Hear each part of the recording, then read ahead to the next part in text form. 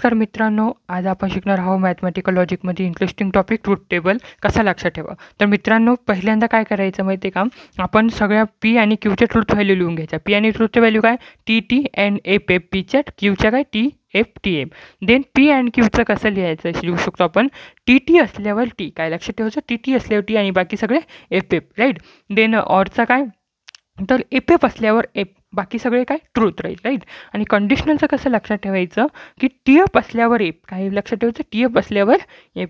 आणि त्याच्यानंतर आपण बाय कंडिशनलचा नियम बघणार आहोत. बाय कंडिशनलमध्ये काय की दोन्ही सेम असेल. बघा ना, बाय कंडिशनल म्हणजे दोन्ही करू आहे, दोन्ही पण सेम असले पाहिजे. म्हणजे टी टी अँड टी असला तर इथे काय येईल टी, दोन्ही सेम असल्यावर टी. आता इथे दोन्ही सेम आहे का नाहीत म्हणून इथे काय येईल एफ, इथे दोन्ही सेम आहेत का नाही म्हणून इथे काय येईल एफ. आणि देन पी अँड क्यू काय एफ एफ, देन इथे काय येईल टी. हे झालं बाय कंडिशनलचं. आता निगेशन पी आणि निगेशन क्यू काय असतं, तर ते पी म्हणजे निगेशन म्हणजे काय, तर त्याचं उलटं करायचं पीचं. म्हणजे टीचं काय होईल इथे एफ, देन एफ आणि इथे काय येईल टी टी. क्यूचं निगेशन काय येईल मग तुम्ही सांगा बरं. बस एफ टी एफ टी,